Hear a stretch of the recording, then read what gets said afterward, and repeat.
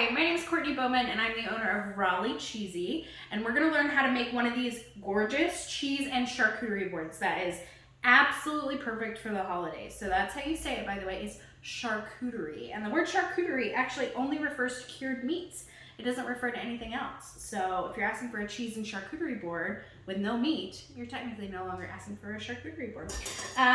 But you have received these gorgeous ingredients in your little box, and I'm gonna walk you through some of them and how to assemble your board. So first, you should have this beautiful Simply Sun red pepper jelly. You're gonna go ahead and put it into one of these jars and just place it anywhere you like. There's no wrong location, okay? Then you have some local honey, and you are gonna put it in the other mason jar, and you are also gonna set that, I would set them away from each other, but if you wanna do like two away right here or right here, wherever you want, okay? If you want them to be right next to each other, I'm not there to stop you, okay? You do you today. And then we are going to put our cheeses on the board. So the majority of the cheeses you have on your board are actually North Carolina based, which I love, all right? So you have this Goat Lady Dairy Fig and Honey Goat Cheese. And I know the packaging is a little bit difficult. You're gonna cut it open. If you slice open, please don't cut yourself. And it's kind of gonna crumble and be a little messy. That's okay. We're gonna stick it in one of the corners, okay? Then you have Goat Lady Dairy's Gouda. What I love about this is that it's already cut into this nice wedge. So what you are gonna do is just go ahead and cut it along the line so that you're getting these beautiful triangles, okay? So go ahead and use all of it. And what you're gonna do is you are gonna place it along the edge of the board, just sort of fanning it out. I like it so that it goes slightly off the edge of the board. It makes it feel very, very full. And it's okay to leave the outside rind on this. It kind of helps identify the cheeses, but you don't want to eat it, all right? If you want to cut the rind off, totally fine. But I like leaving it on because it's a little bit more identifiable. Is that the right word? All right, then I'm gonna take Boxcar Handmade Cheese. This is their Lissum, and this is like a semi-firm cheese. A lot of people really, really love this cheese. It's a little bit funky. And I'm just gonna cut it into, not triangles, rectangles.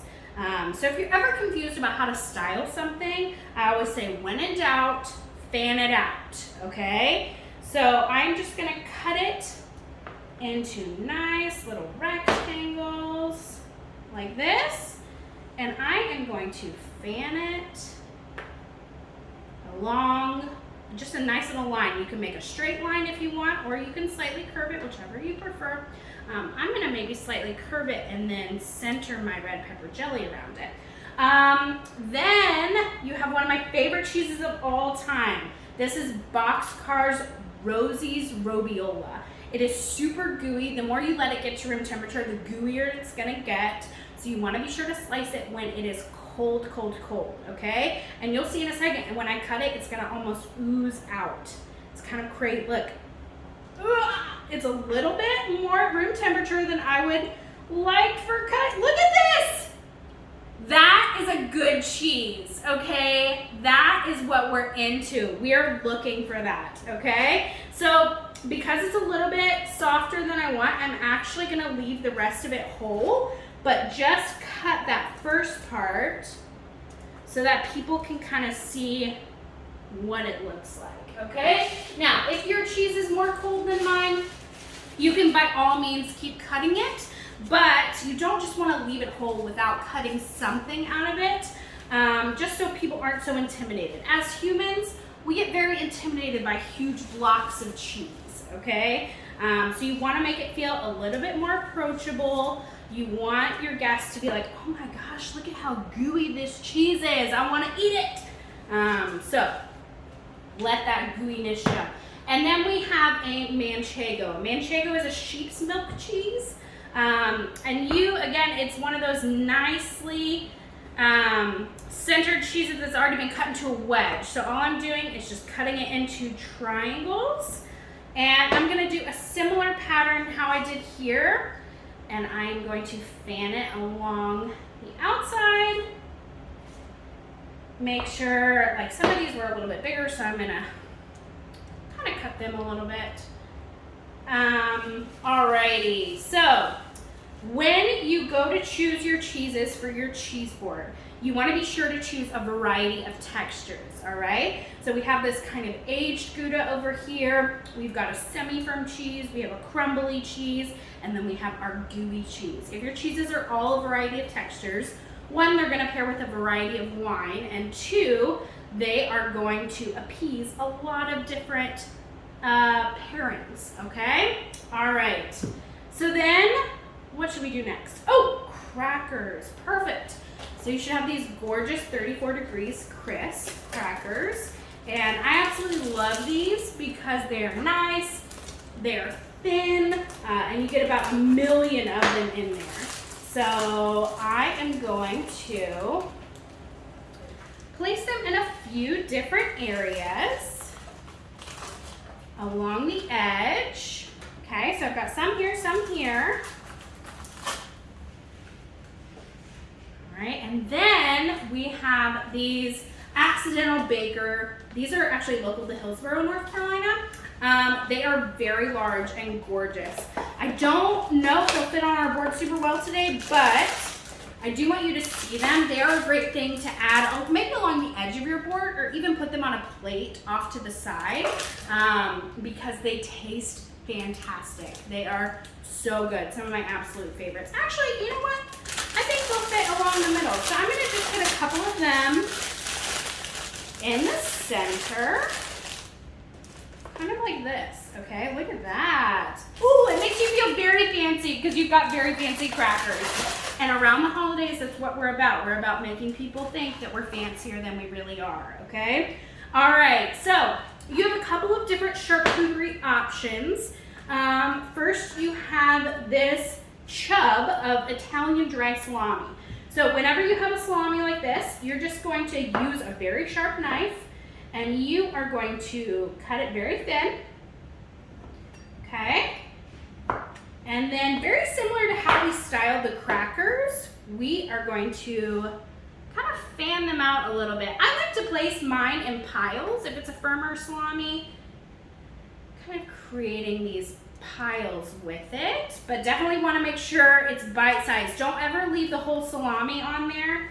Nobody's going to eat it, even if you provide them with knives. People, again, get very intimidated by having to cut their own cheese or cutting their own charcuterie. So be sure to have everything already cut up for your guests. All right? Okay.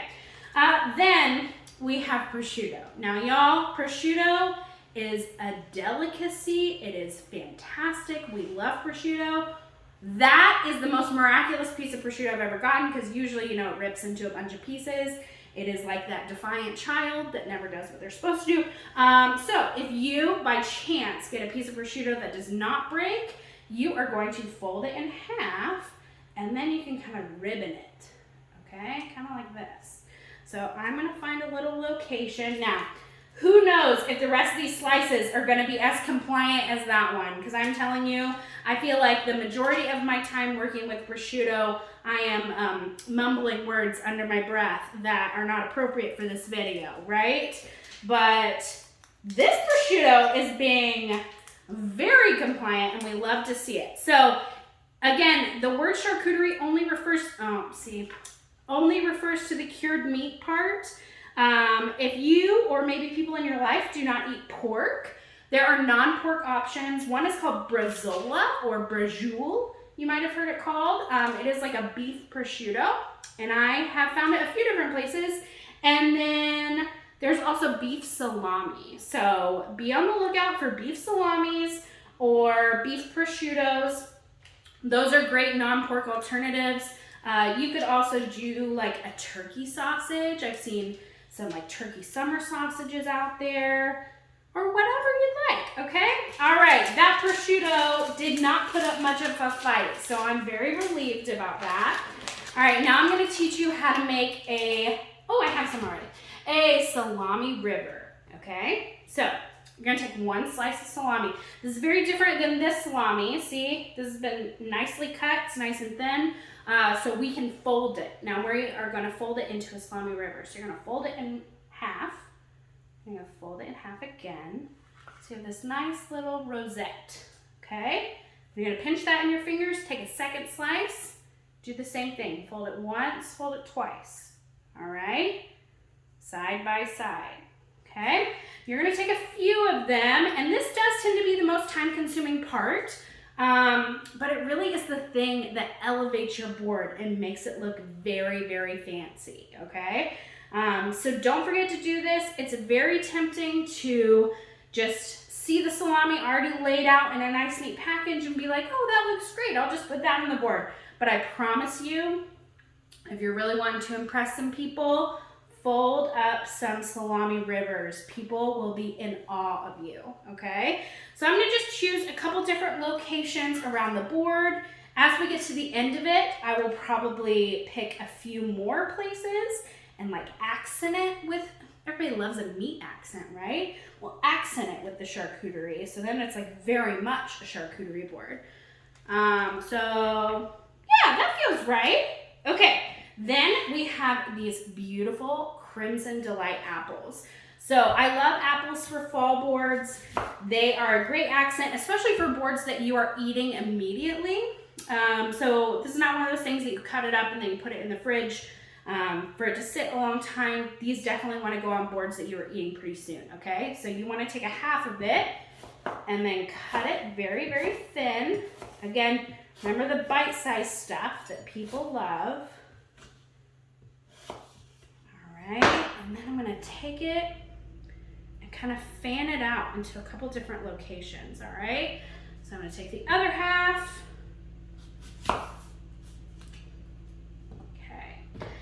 Into nice thin pieces. These apples are the most perfect red for the fall. So apples tend to go with cheddar and with Goudas very well. So they will be a great addition to this Goat Lady Dairy Gouda. I might even put a second apple on there. Right, so half it again.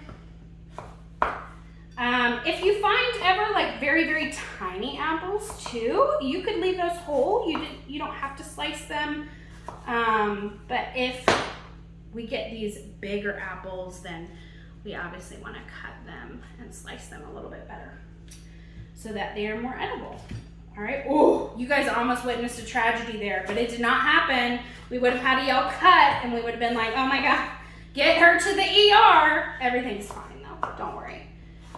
That did happen one time on New Year's when I was assembling orders, and it was a very dramatic event, but everything's fine now, right? Right, okay. So we have these like apple accents, great. Now we're moving on to dried fruit. So we have these beautiful dried apricots, and just in a couple of the empty spaces, I'm going to pile them there. Okay, so I've got, let's see, an empty space here, maybe an empty space here. Piling them around. Then I have these gorgeous blueberries, and again in some of the empty spaces just want to pile some blueberries. Oh, I just dropped one in the honey. That's okay, he's going swimming now, he cannot be rescued. We will fish him out later. All right, and then right there, I feel like I probably need maybe a little bit more. Let's see. Okay. Perfect. Maybe one more little pile over here. So right now we've used a lot of like paler ingredients. These are going to give it a little bit more depth by adding those blueberries. Then some of my favorite almonds of all time. They smell fantastic. So again, in some of the empty spaces, you are just going to pile the almonds. If you have people in your life who have nut allergies, please don't do this. But you could use like pumpkin seeds right now during the holidays, or you could do cranberries or something, like a dried cranberry instead of nuts. And then, let's see, I think I'm gonna add a couple more little sections of salami. So at the end, you're gonna take just like 3 or 4 pieces at a time, and you are going to fill in any gaps And that way the salami is like very prominent, okay? And then a lot of people forget this part, but garnishing is one of the most important things. So we're gonna take this fresh basil, and anywhere where you see a little gap, or maybe there's like too much paleness happening, too much beige happening, you are going to garnish with some fresh basil leaves. And this really is the thing that makes your board pop, all right? Without it, it just tends to be a little one note. But now we have this beautiful garnish. I might add one more. Just right there, perfect. All righty, so we have a beautiful charcuterie board for so many people, and I really want to see pictures. I hope you guys love it. But thanks for tuning in. Bye.